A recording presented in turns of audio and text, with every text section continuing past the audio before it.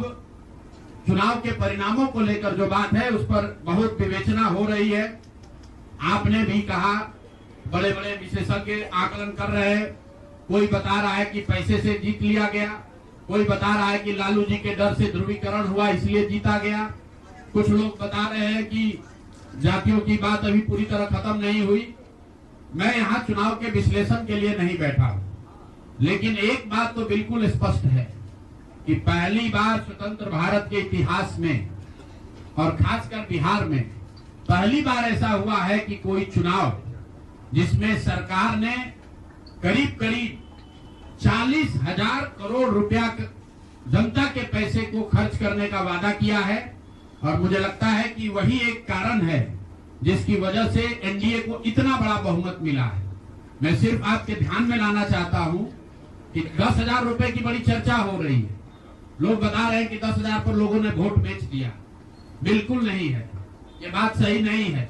मेरा आज भी ये यकीन है कि 10,000 रुपए के लिए बिहार के लोग अपना वोट, अपना बच्चों का भविष्य नहीं बेचेंगे।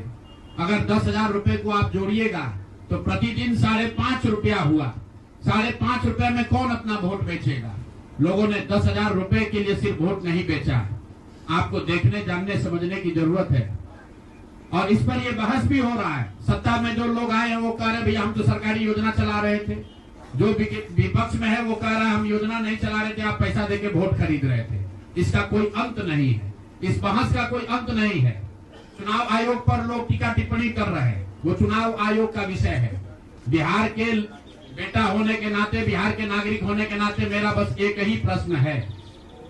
हर विधानसभा क्षेत्र में 60 से 62,000 लोगों को कम से कम 10,000 रुपया सीधे तौर पर सरकार ने दिया है। सिर्फ 10,000 रुपया नहीं दिया, ये कहा कि आपको स्वरोजगार के लिए 2 लाख रुपया दिया जाएगा और उसकी पहली किस्त के तौर पर, बयाना के तौर पर 10,000 रुपया उसको दिया गया। और पूरा सरकारी तंत्र लगाया गया लोगों को ये बताने के लिए कि अगर आप एनडीए को वोट देते हैं तो आपको 10,000 रुपए के साथ साथ आने वाले 6 महीनों में 2 लाख रुपए तक की सहायता मिलेगी। इसको करने के लिए पूरा सरकारी तंत्र लगा। जीविका की दीदियों को बैठाया गया। जितने यहाँ पर आशा आंगनवाड़ी सेविकाएं हैं उनकी सैलरी, उनका मानदेय बढ़ाकर उनको जोड़ा गया। लोग कह रहा है भैया काडर कहाँ है? मेरे भाई 2 लाख लोगों को, आप ध्यान रखिए, सिर्फ 10,000 रुपए लोगों को नहीं दिया गया है। हर विधानसभा में, मैं बहुत जिम्मेवारी से जो सरकारी आंकड़ा है वही बता रहा हूँ, हर विधानसभा में 60 से 62,000 महिलाओं को 10,000 रुपया दिया गया है। करीब करीब 1 लाख आंगनवाड़ी सेविका, आशा वर्कर और ममता की से जुड़ी हुई महिलाओं को करीब करीब सरकार ने 10,000 करोड़ रुपया अलग से दिया है। इसके साथ ही विकास मित्र और टोला सेवकों को 25,000 रुपया एक बार में, और जो लोग प्रवासी मजदूर बाहर से आए उनको 5,000 रुपया दिया गया है कपड़ा के नाम पर। तो कुल मिलाकर 29,000 करोड़ रुपया, करीब करीब 29,000 करोड़ रुपया बांटा गया है। 40,000 करोड़ रुपए की योजनाओं की घोषणा की गई है। अब हम यहाँ इसलिए नहीं बैठे हैं ये कहने के लिए कि इसी वजह से हम लोग चुनाव हार गए।